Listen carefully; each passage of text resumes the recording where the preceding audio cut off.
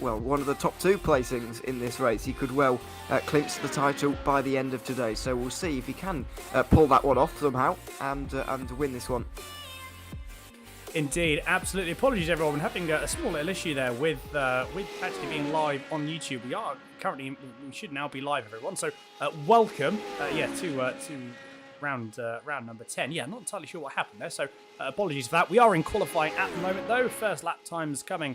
First lap times are being put on the board. We're going to go through. Simon Edwards currently leading the way, but look how close it is. Oh my goodness, that is one of the closest qualifyings we have seen so far. And while everyone is in lone qualifying at the moment, and it is a very, very big field as well. We've got about 21 cars on the grid for this race. You can see they're flying down through that second, or where the second chicane should be, going into the first of the 2 Lesmos. Again, Martina Ward using all the track available. And this is, as you say, we're going to keep saying this, but this is a fast track at the best of times, let alone when you've just removed 2 of the slowest corners on the circuit. A little bit of dust kicked up there from Martina Ward. First, this will be Martina's first lap. Few drivers still yet to set their laps as well, so these times will come down. But Simon Edwards, the only person currently, as I just say that, Dom Lang-Webb, a 1:31.803. And that is Dom Lang-Webb's second lap. Simon Edwards, does he go faster? Yes, he does, with a 1:31.524. There's a couple of other drivers setting some quick laps here. Dave Kurtman's on for a good lap. He goes up into 6th position.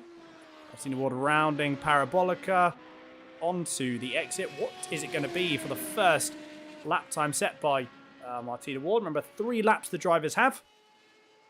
And as Martina Ward comes across the line, what is it going to be? It is 15th at the moment. Graham Brown's just moved up a position. A couple of drivers, like I said, still yet to set their laps. What does Paul LeMay do? There is Paul LeMay. His first lap time doesn't seem to count, though. So it seems to be here, Ewan, that the off-tracks are quite prominent here. It certainly does, which is a little bit of a surprise to me, I have to say. It's not one of those circuits where you normally see too much. And if anywhere, the second part of the normal Della Roggia chicane is where you'd see quite a lot of people dipping a wheel onto the gravel on the outside there and really infringing those rules. So I'm not entirely sure where they're picking those up. Maybe the Lesmos where they're getting those. Yeah, it's a bit strange to see. I mean, you might be wondering why it's so close at this stage. It's quite a long lap around here, but the lack of corners around here, the lack of corners you actually have to think about, is keeping things very, very close indeed. And that is only going to be good news for the race as well. Just thinking about that run down towards the first braking zone of the day. Certainly the longest run down of the whole season, because we're going from this point here on the start-finish straight, basically, all the way to Lesmo 1. The Curva Grande you won't have to think about. And the Della Roggia chicane, while it is a little bit of a shimmy to the left and the right, it's not really something you have to think about, and certainly not something you have to brake for. So that's an awfully long run down into the first braking zone. It's going to be very crowded through that narrow point of the circuit. Well, it certainly is. That's a very, very true point, actually. It will concertina up quite a lot, I think. But Paul LeMay coming around the last corner. This will be the second out of 3 potential laps. You just see there Sergio Martinez de la Cruz with a Stormin lap in there, up into second place with a 1:31.703. And Paul LeMay does set a lap time. He is in 17th for his second lap. Everybody does have one more to go. A couple of drivers still yet to finish their third and final lap, one of them being Martinez de la Cruz. So Dom Lang-Webb has finished his third lap, and he was only 300 slower. So he does have a good amount of pace within the car by the looks of it. Just wasn't able to find any more time. Only a 10th between second and third, and only another 10th and a half between second and first. What does Dave Rollerson do for his third and final lap? Does he improve? He does, indeed, but he currently resides still in 10th. But again, look how close it is. A couple of tenths, and that leads you possibly into a top 6 or a top 5. It is so close here. A couple more drivers still yet to finish their third lap. Ray Peasley has just started his first, or he will be finishing his first lap in a few moments. There's Martina Ward. Oh, getting very, very sideways going through the S's. Manages to keep it all in check though, but that was a little bit sketchy there. There is Martinez de la Cruz just rounding out the Parabolica for the final qualifying lap. He will be able to do. As he comes across the line, snatches 6th gear just before the line finishes. Does he improve? No, he does not. He's a couple of tenths out of his personal best. So, yeah, this is going to be very, very close indeed. Yeah, it's proving to be that way at the moment, as we see Ray Peasley come over the line at the moment. The first lap time of the day for him, just looking to get one on the board at this stage because we are running out of time and these guys are running out of laps, so getting one on the board is probably the most important at this stage. But it's no surprise to see Simon Edwards on the pole by the looks of things. John McCutcheon doesn't look like he's attending this one, unfortunately. That doesn't quite mean it's easy for Edwards to clinch the championship here today. He needs to finish the day over 80 points ahead of his nearest rival because we've still got a race at the Nürburgring and Brands Hatch to come over the next 2 weeks. So he does need a lot of things to go his way because at the moment there are still 5 drivers within those 80 points as we come into today. So a bit of calculating going to have to be done behind the scenes by me, but I think it's unlikely Edwards is going to clinch the title here. He might have to wait just one extra week, but the fact that McCutcheon isn't here does take up the pressure off him just a little bit. Well, it certainly does. Yep, very, very true indeed. As we see a Phil Glover comes across the line, does not improve on his final time. Ray Peasley going to be coming across the line for his second lap in a few moments. He's got Parabolica left to go, and he'll be getting the second lap time on the board. I mean, Ewan, I'm glad you're here because you are vastly better at maths than I am when it comes to working out all of that stuff. But as you say, 80 points. 80 points is the cutoff.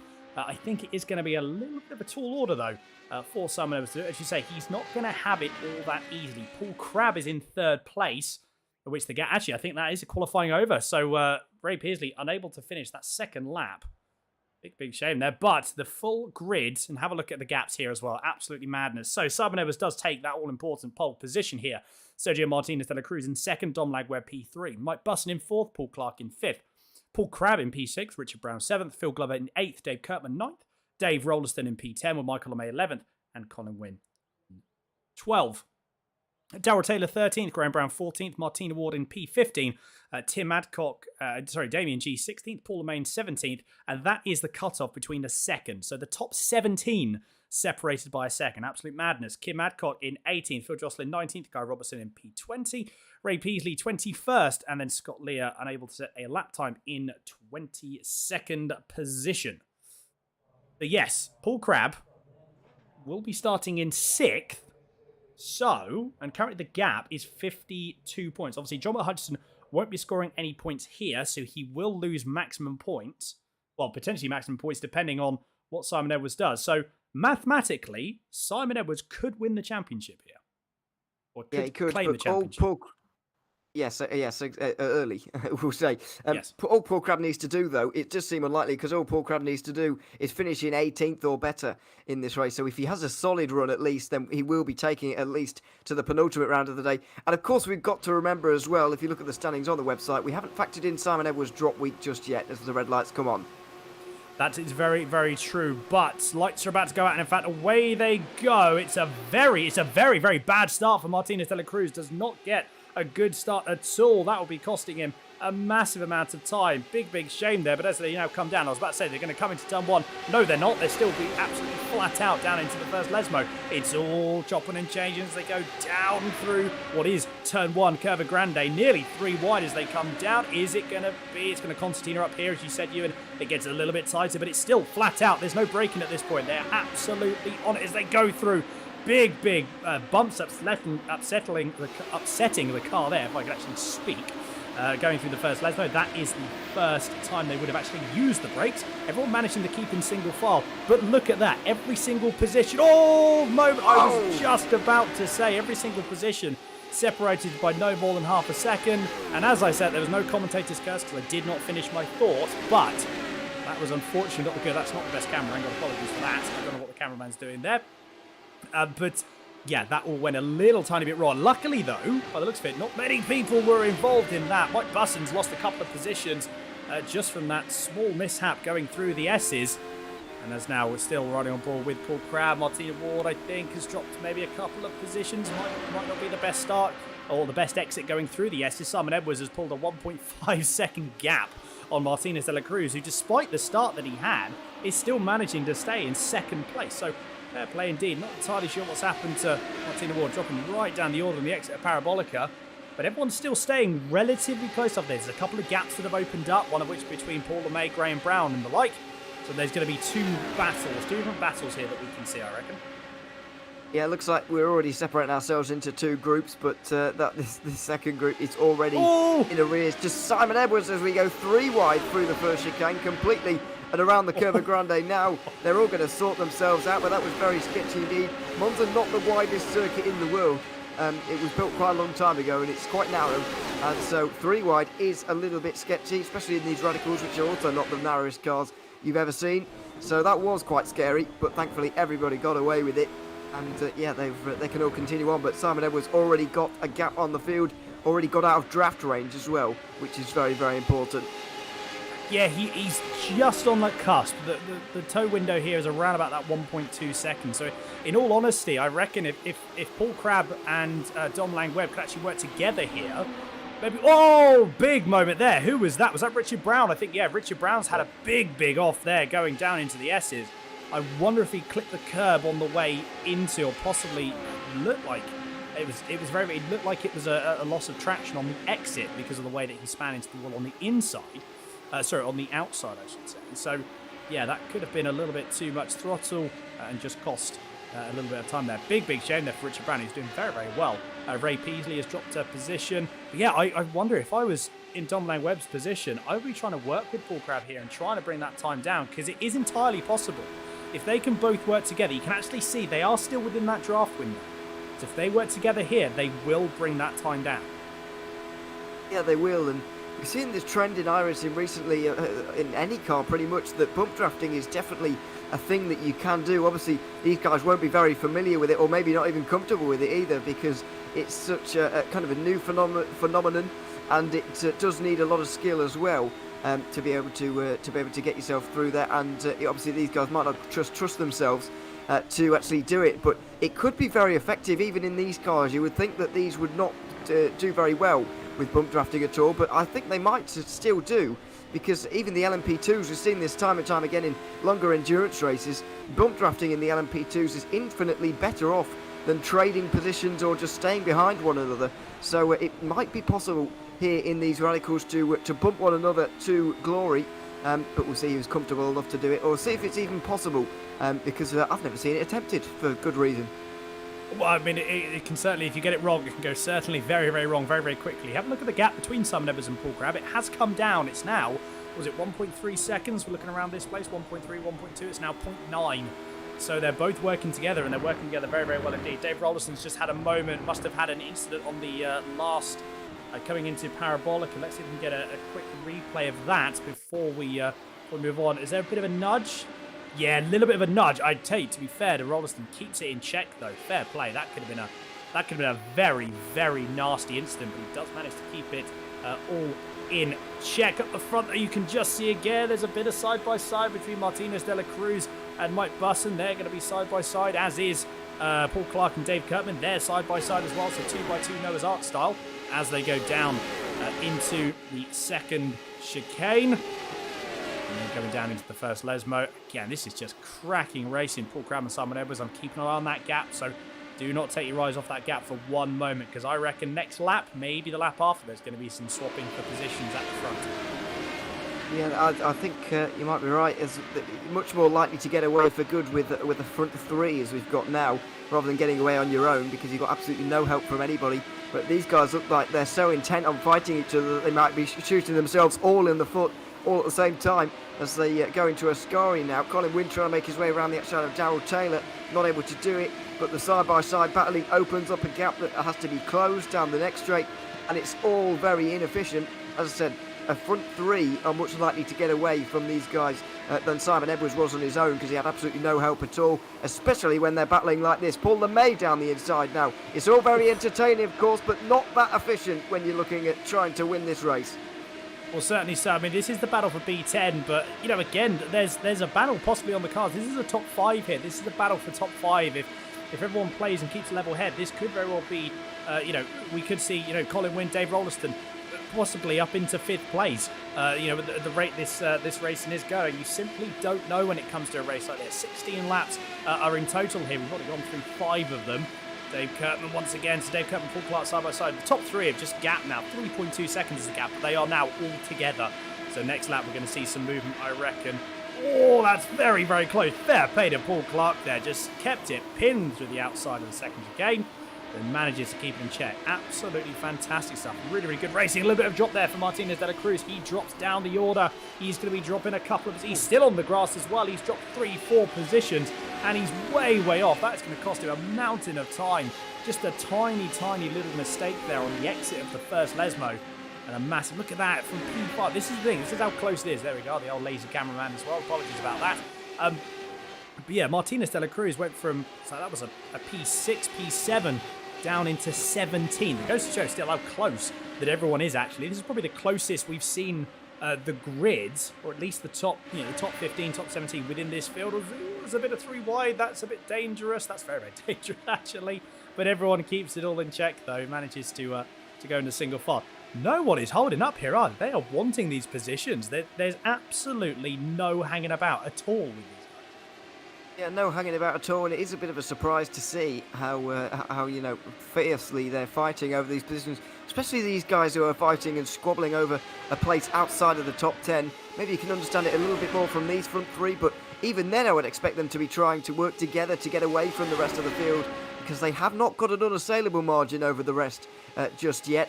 So yeah, I'm a bit surprised to see how fiercely they're fighting over this one, especially as they go over the bumps of the Della Roggia chicane, we'll still call it, I guess.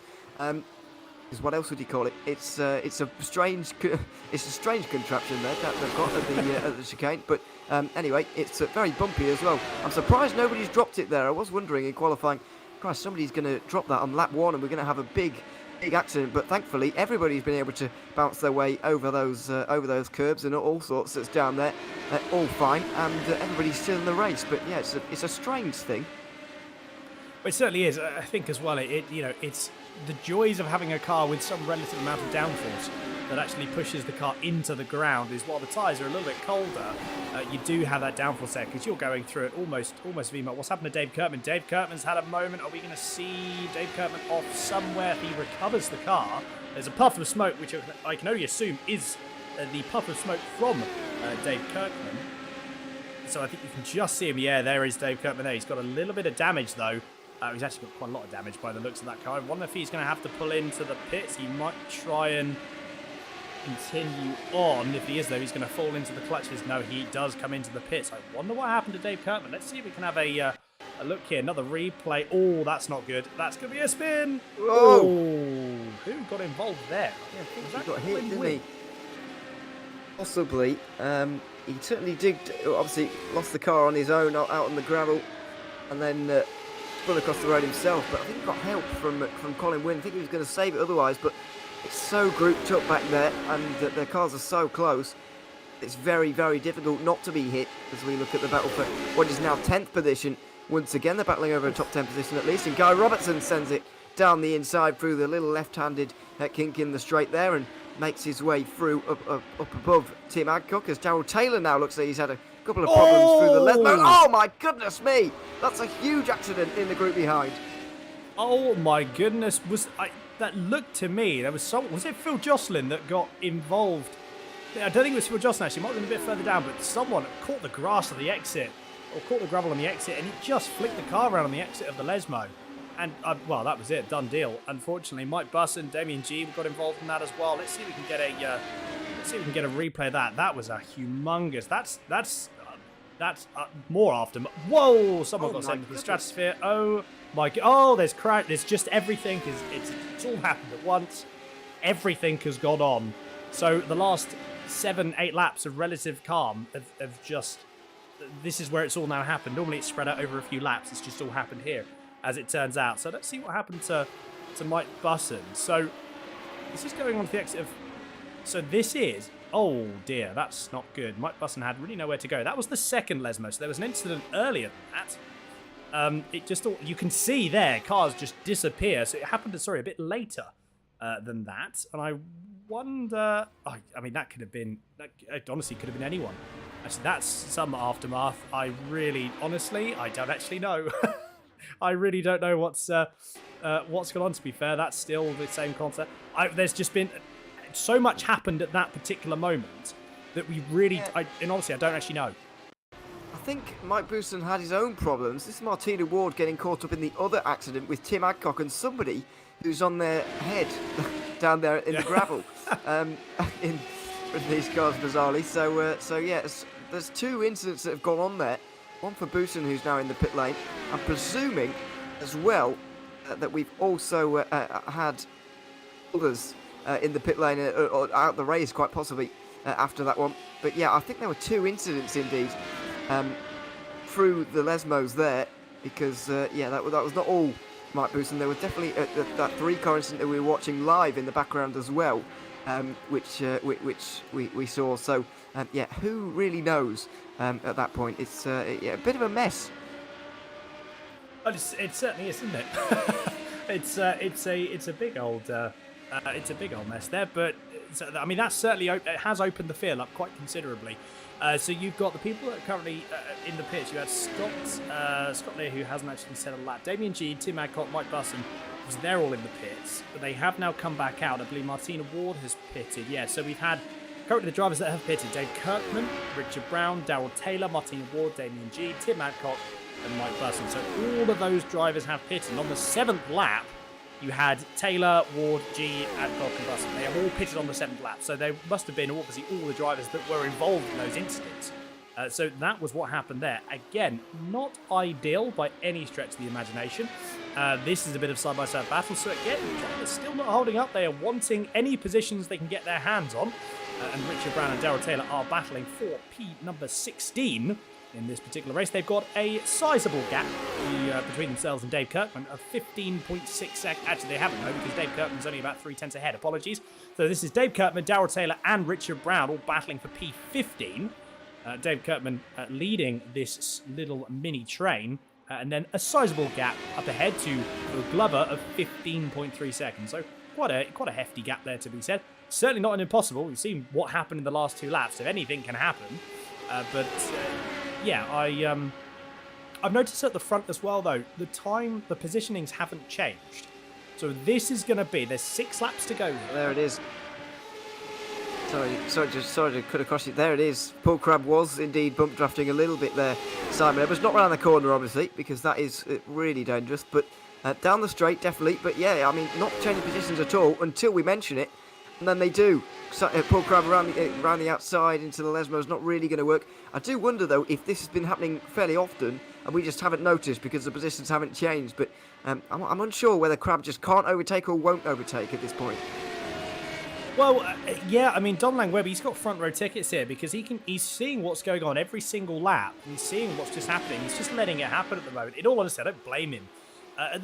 There's just very, very little point in trying to make a move because you've got 6 laps left to go. What you're going to find and what's going to happen is you come lap number 16, either lap 15 or lap 16, there's going to be a mad dash. And all of a sudden, we're going to see them 3 go 3 wide all the way down through turn 1, all the way down through the chicane and down into the first lesson.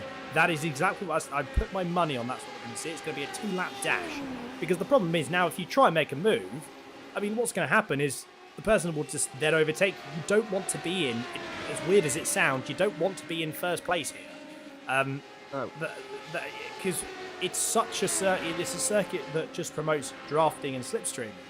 Unless you've got someone in front of you, it is very, very tricky. The only other benefit, actually, as well, as we see, is that Phil Jocelyn sitting at the inside of Graham Brown. I think it was. I thought he was going to try and do it, but couldn't quite keep it there. Gave it a good old go, though. Yeah, the only thing, actually, in all honesty, is Simon Edwards has been burning more fuel than both Paul Crabb and Dom Langweb. So, potentially, depending on how much fuel they've all taken, if Simon Edwards actually does get overtaken, he may have a slightly lighter car, which in the slipstream would potentially benefit. I am completely speculating. That's just a guesstimate. But with these cars being so close and these drivers being so close, especially the top 3, any advantage is an advantage. Yeah, it is. I mean, he will have fueled up, imagining that he would have been in clean air by some miracle for the entire race, so he won't have any fuel issues. And in a race where there are no pit stops, if you do it right, of course, then it won't matter too much. It will be very, very fine margins, really, because Paul Crabb is not exactly saving a lot of fuel behind Edwards, especially when you're bump drafting, as he was at least when we saw them coming down the front straight. So, yeah, I mean, it's fine margins. It won't make too much of a difference in this battle, I don't think. But yeah, you're right. You're certainly right in the fact that you don't really want to be first. Going on to the final lap here. What Paul Crabb has to do over the next few laps is test the waters with a few overtakes. See where is going to work and where is not going to work. Where can I make this overtake? When's the last opportunity I can make this overtake without being re-overtaken? That may even be here at the Parabolica into the final corner. That's what he's got to test out over the next few laps and then execute on the final lap. If he's confident enough, of course, then he will be able to do it with just one opportunity, as we see incidents behind. It is. It's a fair point. Sorry, there to just sort of get all overexcited there. But yeah, no, it's a very, very good point you make. Absolutely, testing is always, you've got to try and test the waters. I mean, you can try and send it on the last lap and hope for the best, but might not be the best plan in the world. But that could very well be what happens. We'll have to see. Only 4 more laps left to go until we find out. Yeah, I think that was Graham Brown getting involved there, or it might have even been Dave Kirkman. So going through Parabolica. No, I think Dave Kirkman got involved. Did Dave Kirkman just get caught out here? Oh, bit of a lock-up. Just managed. Oh, unlucky there for Dave Kirkman. Unlucky there for Dave Kirkman. That's a big show. Not too sure what happened to Dave Kirkman there. He sort of disappeared into thin air. Did he reach the incident limit? Did he reach the incident limit? Well, he was sliding through. Car control is 2x, isn't it? I think. It is a 2x, for loss of car control. So yeah, he might have reached the incident. There's been so many big crashes further down the order that he might well have been disqualified for the incident limit. That's a fair point. That's a fair point. Well made. I didn't think of that, but I don't think we've ever had anyone disqualified for the incident limit. But I mean, as you say, in what's happened here in the last couple of for the last few laps, the last 10 laps or so, where it all started kicking off. Certainly anything is possible. Once again, Paul Crabb tries to go around the outside, but it does mean that Simon Evans will be travelling a shorter distance. So you'll see that Paul Crabb he gets a slight amount of overspeed going down into turn 1, but because he travels a slightly further distance, he just can't quite get enough ahead. And again, as soon as there's a position there, Simon Otis cuts stuff. Although that was a bit close, and I think that was close. I thought Paul Crabb was gonna back out. I thought there was gonna be a big incident there. That could have been huge. Fair play to everyone though for avoiding it. And again, Dom Langweb just sitting there. He's like, nope, I'm cool. I don't want to do anything at this moment in time. I don't blame him. So Dom Langweb, he's keep an eye on him. Keep an eye on what Dom Langweb does, because this is gonna kick off. It absolutely is. There he is. There he threw the number 8. Crabb nursing a little bit of damage there. That would be from the bump drafting, I'd imagine. Again, you hear massive, huge lift there off from the number 8. And it is all going to come through. And again, these next couple of laps, it's all of a sudden going to be switching. Let's just sit on board with John Langweb if we can. So we can see that overspeed he is going to be able to carry. You can see the gap there, 0.3 of a second. Nearest makes no difference, 0.3 of a second. And all of a sudden, this is where it starts to come in. The closer you get to the limiter, obviously the more drag, it's harder to then get the pace. So that's a 10. And again, you see Langweb is absolutely foot to the floor here. So realistically, he needs to be... actually, no. In all honesty, he would need to be the absolute perfect... Well, that was close, wasn't it? Wow, that was close. Yeah, he needs to be the perfect distance so he can get the overrun to then pull out of the slipstream and to continue with that pace. He's going to have to time it to absolute perfection. Oh no, Paul Crabb. Oh, Paul Crabb has spun going out of the second Lesbo. It's a massive shame there, because Crabb has dropped down. I think he's going to be able to get the car going again. Well, hopefully he does. He's already underway. Did he get away with a half spin there? I mean, fair play if he did. Yeah, I think he got away without touching the wall. Let's see. Going through... Oh, no, he didn't. He sprung off very nicely, but not in the way you would have wanted at all. Drops down to third position, so that is a shame to see for Paul Crabb. And has that allowed Simon Edwards the little margin he needed to get away for good, as we see one of the cars there? Richard Brown going well off the order, well off the road, I should say, in a very big way. That was a nasty... He just catches the curb wrong. Oh my goodness. Oh my. I mean, yeah. Unfortunately, that's an incident that we have seen in real life. Actually, there we're sort of leaning into the catchphrase. That's a big. I mean, that's card total. There's no way. There's no coming back from that, unfortunately. So a big shame there for Richard Brown, but gutted for Paul Crabb because that would have been an absolutely fantastic end. What it does mean though is because Langweb had to back out. Look at the gap, 1.3 seconds. I think that's enough. I think that Simon Edwards, he is out of the tow window, so he just needs to pull away. Now, this could very well be it. 2 more laps to go, and I mean that's a tall order.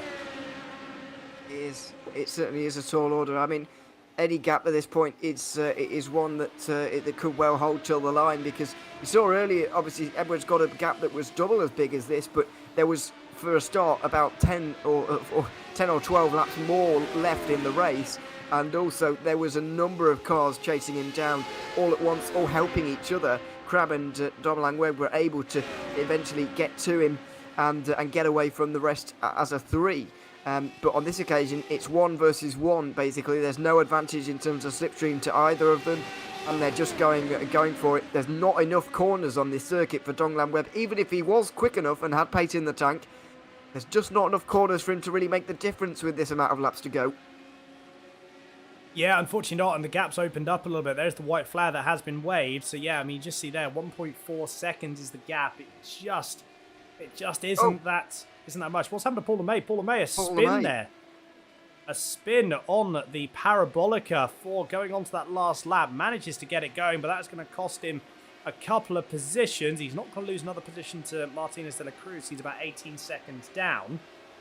Yeah, that's another big shame. Just maybe where the tyres are now starting to get a little bit older. Again, it's a fast circuit. These tyres do have a lot to worry about. You know, they've got a lot to cope with. So it can be pretty hard on those tyres if you're not careful. And unfortunately, that's what we've seen there. Yeah, overall, I think best of a bad situation there. Only a couple of positions lost there for Paul LeMay. Will still take home some decent points in 7th. Yeah, he will still get some decent points, and he's been in the wars a little bit today, as you can see by the state of his car there. But Simon Edwards has had things pretty much all his own way. He's led almost every lap of this race, and he's going to extend his championship lead further. 9 points gained today on Paul Crabb. It's going to be 61 by the end of the day, I believe, although we still have a drop week for Simon Edwards and 2 drop weeks for Paul Crabb to factor in just yet. But there can be no doubt about the championship lead of this man. Absolutely, 100 yards left to go, and Simon Edwards taking round 10 victory here at Monza. What an absolute fantastic performance. Dom Langweb in 2nd, and then Paul Crabb a few seconds behind. That could have been an absolutely amazing ending there. But unfortunately, it was not meant to be. You can see Simon Edwards is quite happy there. Yeah, Paul Crabb in P3. So really good stuff there from the drivers. That was a fantastic race. Thoroughly enjoyed it. And I tell you what, like I said, I've never commentated on this layout of Monza.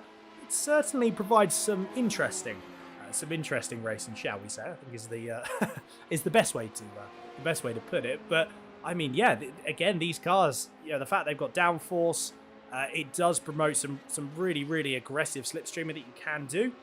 So yeah, fair play to all of the drivers there. A couple more drivers left to go, and then we'll be able to get you the full finishing results. So, yes, in a few minutes, and then hopefully, once everyone's in the pit lane, we'll be able to have a quick catch-up with a few of our drivers. Oh, wow. So 2 more rounds left to go after this, Ewan.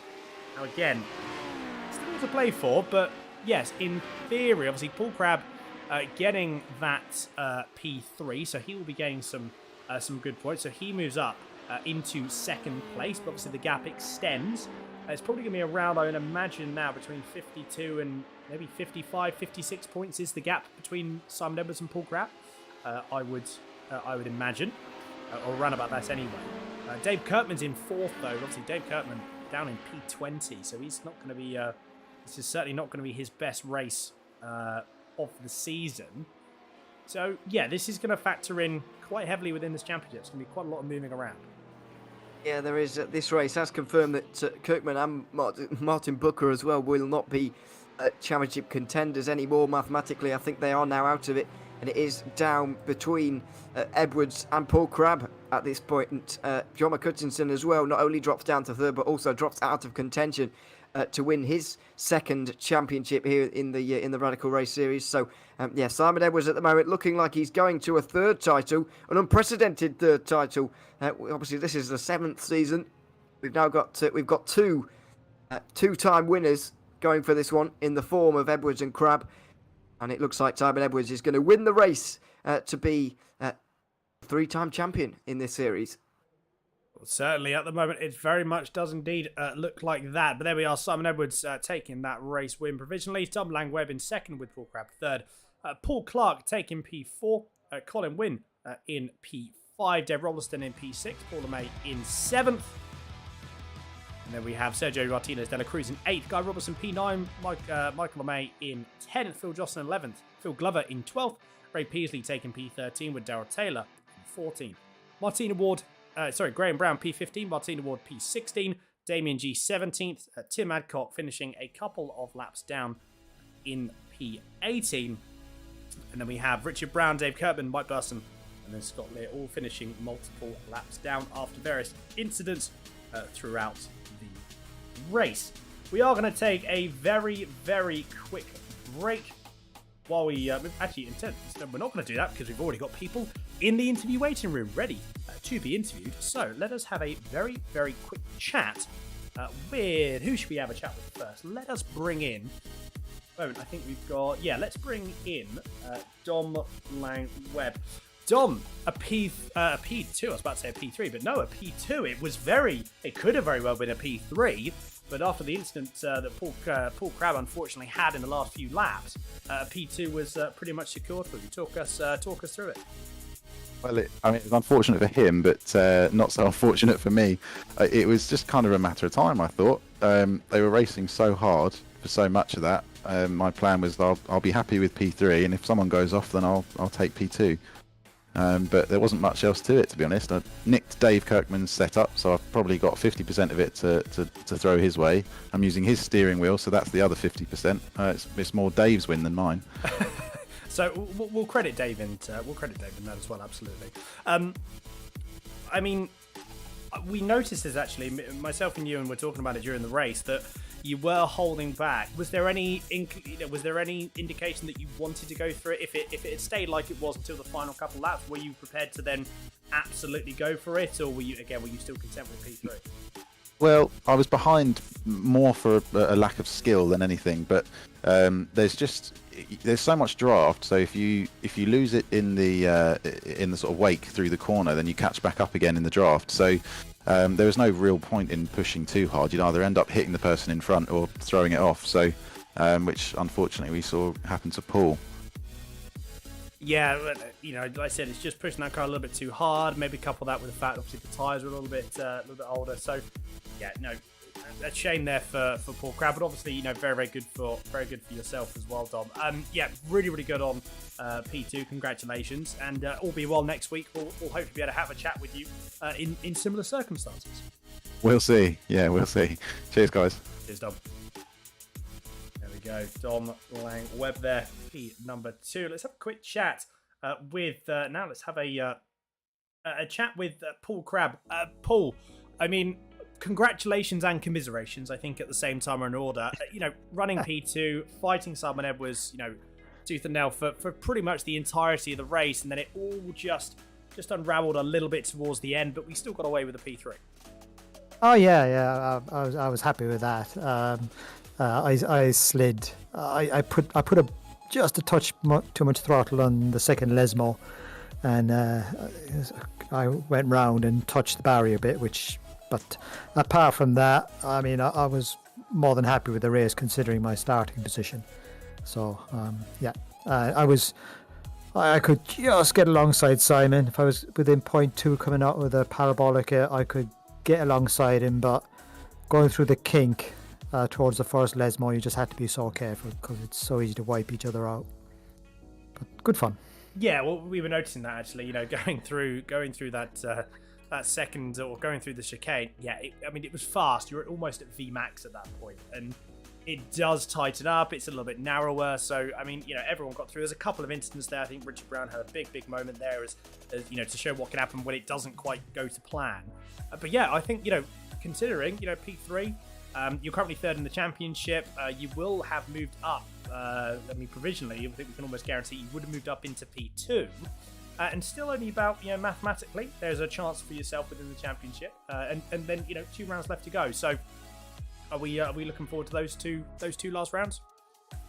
It's something to play for, definitely. I know it sounds a bit weird, but I haven't actually looked at the standings for a couple of weeks. So, but I've done reasonably well in the last few races. So, I'd be happy to be in the top 3. I suspect if Mr. McHutchinson appears again, I'd be well and truly cemented in P3 or P4. But yeah, looking forward to it. Good stuff. Paul, again, congratulations and commiserations. Really good stuff again, and we look forward to catching up with you next week. Okay, thanks, gents. Cheers, Paul. Here we are, Paul Crabb. Ewan, would you like to have a quick chat with Mr. Simon Edwards? Yes, I certainly will. We'll bring him in. Here he is. Simon Edwards joining us again after winning another race in the Radical Race Series. I want to go back, though, to before the race, because when I saw this track layout and I saw that there were no chicanes in it, or the first 2 were missing at least, then I thought, well, how's this going to play out? What are your thoughts when you saw that and when you started to practice on it? I quite like silly layouts like this where you're flat out and it's a bit of a chess game. And we'd had a practice race with John in it as well, not yesterday, the day before. So I'm surprised John didn't turn up. So we knew we could go through that kink too wide with a bit of a risk. But it was fun the other night. So I was fairly hopeful, if everybody stayed sensible, including me, that we could have a good fun race, and it would be a challenge to stay in front or pass, or lots of things that would be difficult. But I generally like this fast circuit anyway, and the Scary chicane's one of my favourites anyway. High speed chicane like that, so that was still there, so I was happy. Yes, it's not a lot you can do about that. But yeah, I mean, you obviously had your challenges throughout the race. Paul Crabb and Dom Langweb were all over you throughout that race.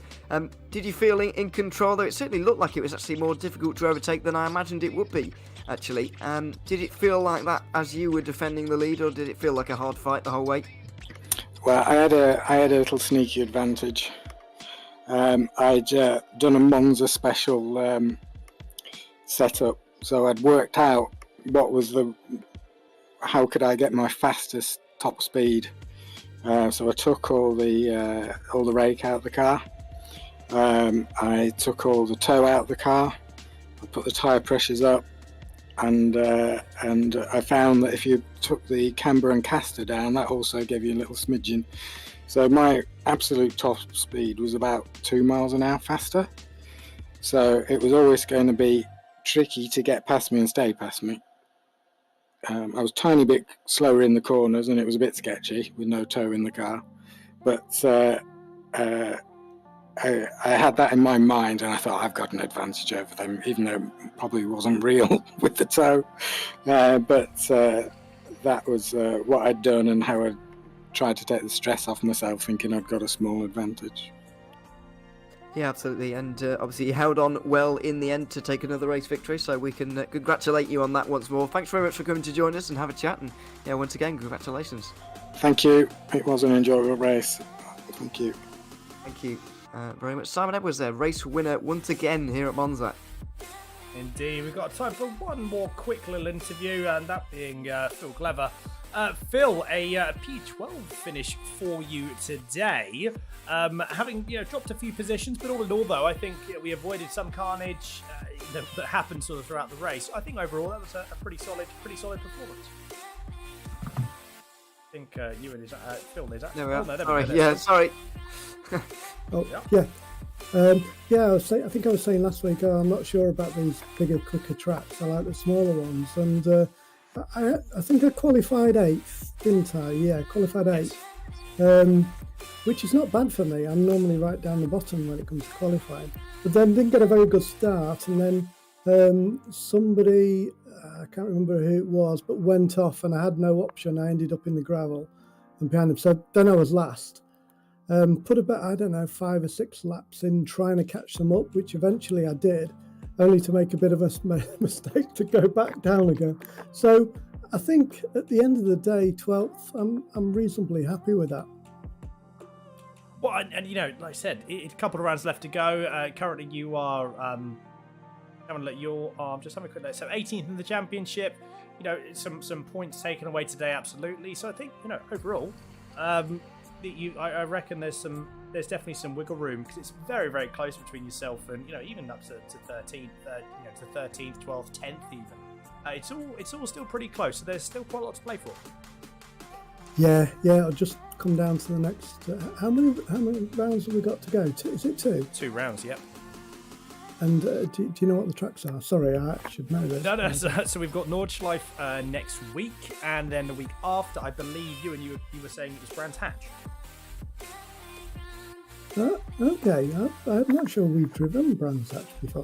Nordschleife, yeah, I like that one. It's just a case of keeping it on the track, isn't it, really? If you can manage that, you're going to do okay. Yeah, pretty much.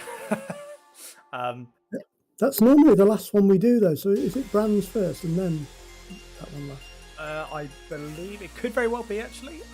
It could very well be. I'm not 100% sure.